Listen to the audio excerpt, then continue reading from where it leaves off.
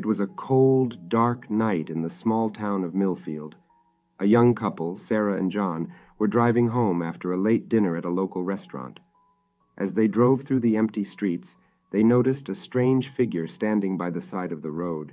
It was a tall, slender man dressed in a black coat and hat, holding a large bag. Sarah felt a chill run down her spine as they drove past him. "Did you see that?" she asked John, her voice trembling. "Yeah, I saw it too," he replied, his eyes fixed on the rearview mirror. They drove in silence for a few minutes before Sarah spoke again. "Do you think we should call the police?" John shook his head. "It's probably just some weirdo. Let's just get home and forget about it." But Sarah couldn't shake the feeling that something was off. As they pulled into their driveway, she noticed that the front door was open. "John, did you leave the door unlocked?" she asked. "No, I'm sure I locked it," he replied, his hand on his pocket where he kept the key.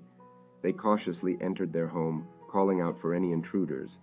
But everything seemed to be in place, except for one thing. Sarah's prized collection of antique dolls was missing. She immediately knew who had taken them. It was the man they had seen on the road earlier. She had read about him in the local news, the doll collector, a notorious serial killer who preyed on young women and collected dolls made from their hair and skin. Sarah's heart raced as she realized the danger they were in. She urged John to call the police, but the phone lines were dead. They were cut off from the outside world, trapped in their own home with a killer on the loose. As they searched the house for any signs of the doll collector, they noticed that the temperature was dropping rapidly. They could see their breath in the air, and the windows were covered in frost. Then they heard it, a faint whispering coming from upstairs. They cautiously climbed the stairs, their hearts pounding in their chests. At the end of the hallway they found a door that had never been there before. It was made of dark wood with intricate carvings of strange symbols and figures. Sarah felt a strange pull towards the door, as if it was calling out to her. She reached out to touch the doorknob, but John stopped her. "Are you crazy? We don't know what's behind there." But Sarah couldn't resist the temptation. She had to know what was on the other side. She slowly turned the knob, and the door creaked open. Inside, they found a small room filled with dolls, dolls made from human hair and skin, dolls that looked eerily like Sarah and John. They gasped in horror as they realized that they were trapped in the doll collector's lair. They had stumbled into his twisted world, and there was no escape. Suddenly, the temperature dropped even further, and the dolls began to move. Their eyes glowed with an otherworldly light, and they started to speak in unison. "We've been waiting for you," they said, their voices hollow and mechanical. "We've been waiting for you to join our collection." Sarah and John screamed as the dolls closed in on them, their lifeless eyes fixed on their prey. They were swallowed up by the darkness, their screams echoing through the house.